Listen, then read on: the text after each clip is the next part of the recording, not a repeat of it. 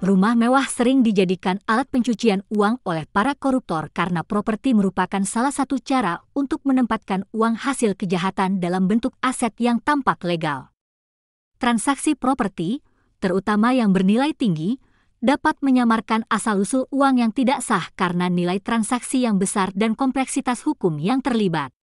Selain itu, properti juga cenderung meningkat nilainya dari waktu ke waktu, menjadikannya investasi yang menguntungkan untuk menyembunyikan dan mengintegrasikan uang ke dalam ekonomi. Koruptor mungkin memilih rumah mewah karena privasi. Transaksi properti seringkali melibatkan kerahasiaan yang tinggi. Stabilitas aset. Properti dianggap sebagai aset stabil yang jarang mengalami penurunan nilai secara drastis. Peningkatan nilai properti, terutama di lokasi premium, cenderung mengalami apresiasi nilai. Kompleksitas transaksi.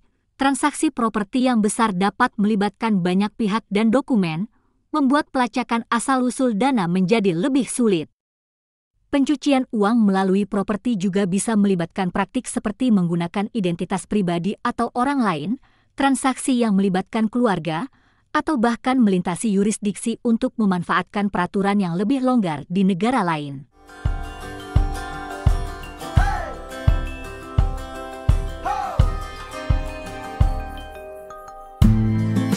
Pencucian uang adalah proses ilegal di mana uang yang diperoleh dari kegiatan kriminal, seperti korupsi, perdagangan narkoba, atau terorisme, disamarkan agar tampak berasal dari sumber yang sah. Proses ini biasanya melibatkan 3 tahap: penempatan, placement, pelapisan, layering, dan integrasi.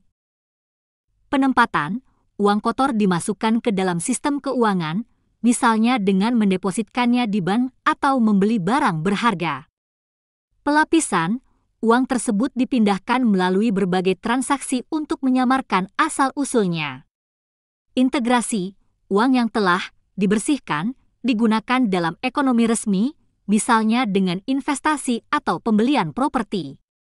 Tujuan utama pencucian uang adalah untuk menyembunyikan identitas, asal, dan tujuan uang yang ilegal tersebut, sehingga pelaku dapat menikmati hasil kejahatannya tanpa menarik perhatian dari otoritas penegak hukum.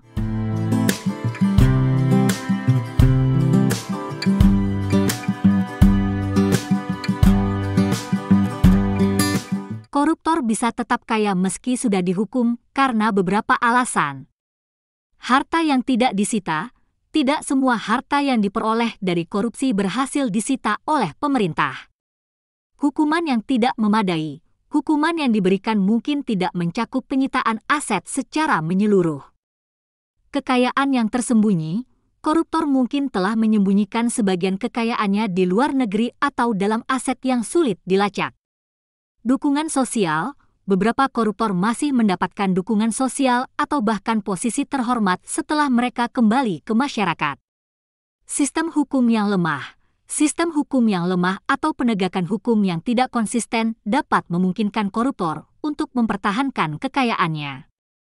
Selain itu, ada juga faktor seperti hukum yang tunduk pada politik dan penegakan hukum yang setengah hati yang membuat lingkungan yang memungkinkan koruptor untuk tetap menikmati kekayaan mereka meskipun telah dihukum.